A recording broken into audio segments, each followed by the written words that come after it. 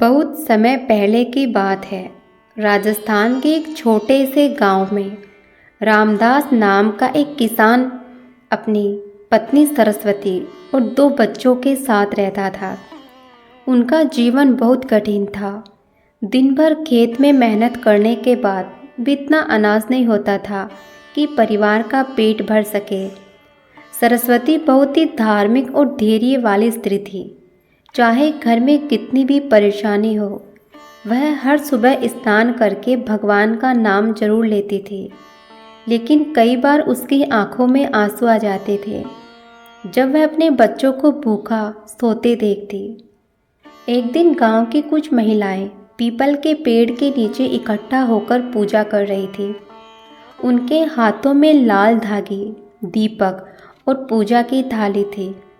सरस्वती ने यह देखा तो उसके मन में एक जिज्ञासा हुई। वह धीरे धीरे उनके पास गई और विनम्रता से पूछने लगी, बहनों, आप लोग किस देवी की पूजा कर रही हैं? एक बुजुर्ग महिला मुस्कुराकर बोली, बेटी, आज दशा माता का व्रत है। यह व्रत करने से जीवन की बुरी दशा खत्म हो जाती है और घर में सुख समृद्धि आती है। सरस्वती ने आश्चर्य से पूछा, क्या सच में यह व्रत इतना फल देता है? बुजुर्ग महिला बोली, हाँ बेटी, लेकिन यह व्रत सच्चे मन और श्रद्धा से करना पड़ता है। उस दिन से सरस्वती के मन में एक आशा जाग उठी। उसने मन ही मन निश्चय किया कि वह भी दशा माता का व्रत करेगी। अगले ही दिन सरस्वती ने सुबह जल्दी उठकर घर साफ किया, स्नान किया और मिट्टी से दशा माता की एक छोटी प्रतिमा बनाई। उसके पास पूजा की ज़्यादा सामग्री नहीं थी, लेकिन उसने अपने आंगन से फूल तोड़े, एक दीपक जलाया और पूरे मन से प्रार्थना की। वह बोली, हे दशा माता, मेरे परिवार की रक्षा करना, हमारे जीवन की कठिनाइयाँ दूर करना। उस दिन उसने पूरा दिन व्रत रखा। भूख लगी, कमजोरी हुई, लेकिन उसके विश्वास में कोई कमी नहीं आई। दिन बीतते गए और सरस्वती हर साल यह व्रत करने लगी। कुछ महीनों बाद अचानक रामदास को शहर में काम मिल गया। काम कठिन था, लेकिन मेहनत के बदले अच्छा पैसा मिलने लगा।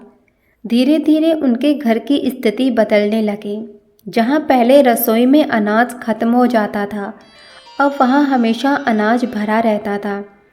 जहाँ पहले बच्चे फटे कपड़े पहनते थे, अब उनके पास नए कपड़े आने लगे। गांव के लोग हैरान थे कि आखिर रामदास के घर इतनी खुशियाँ कैसे आ गए। सरस्वती केवल मुस्कुरा देती और मन ही मन दशा माता को धन्यवाद देती। उसी गांव में एक अमीर महिला भी रहती थी, जिसका नाम कमला था। उसने देखा कि सरस्वती का जीवन अचानक इतना अच्छा कैसे हो गया। कमला के मन में जलन पैदा हो गई। उसने सोचा, अगर एक गरीब स्त्री का भाग्य बदल सकता है तो मैं तो पहले से ही अमीर हूँ। अगर मैं यह व्रत करूँगी तो और ज़्यादा धन मिल जाएगा। कमला ने भी दशा माता का व्रत रखा, लेकिन उसके मन में श्रद्धा नहीं थी। वह केवल दिखावे के लिए पूजा करती थी। कुछ ही समय बाद उसके घर में समस्याएं शुरू हो गई। उसके पति का व्यापार घाटे में चला गया। घर में झगड़े होने लगे। कमला बहुत परेशान हो गई। एक दिन कमला रोती हुई सरस्वती के पास गई और बोली, बहन, मैंने भी वही व्रत किया जो तुम करती हो, फिर भी मेरे घर में दुख क्यों बढ़ते जा रहे हैं? सरस्वती ने शांत स्वर में कहा, बहन, देवी की पूजा केवल लालच से नहीं होती, उसमें सच्ची श्रद्धा और विश्वास होना चाहिए।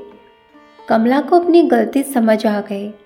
उसने सच्चे मन से दशा माता से माफ़ी मांगी और पूरी श्रद्धा से व्रत करना शुरू किया। धीरे धीरे उसके घर की परेशानियां भी कम होने लगी। कहते हैं कि एक साल गांव में बहुत भयानक सूखा पड़ा। खेतों में फसल नहीं हुई, पानी की कमी हो गई और लोग भूख से परेशान होने लगे। लेकिन आश्चर्य की बात यह थी कि रामदास के खेत में थोड़ी बहुत फसल फिर से उगाई। गांव के लोग इसे दशा माता का आशीर्वाद मानने लगे। उस दिन पूरे गांव की महिलाएं पीपल के पेड़ के नीचे इकट्ठा हुई और दशा माता की पूजा की। समय के साथ सरस्वती का परिवार सुखी और सम्मानित बन गया। लोग उससे व्रत की विधि पूछने आते और वह सभी को यही कहती। दशा माता का व्रत केवल पूजा नहीं बल्कि विश्वास और अच्छे कर्मों का प्रतीक है। जो स्त्री सच्चे मन से ये व्रत करती है उसके जीवन की बुरी दशा दूर हो जाती है। कहा जाता है कि आज भी जो महिलाएं श्रद्धा और विश्वास से दशा माता का व्रत करती है उनके परिवार में सुख शांति और समृद्धि बनी रहती है। कहानी से हमें यही शिक्षा मिलती है कि सच्चा विश्वास, धैर्य और अच्छे कर्म ही इंसान के भाग्य को बदलते हैं।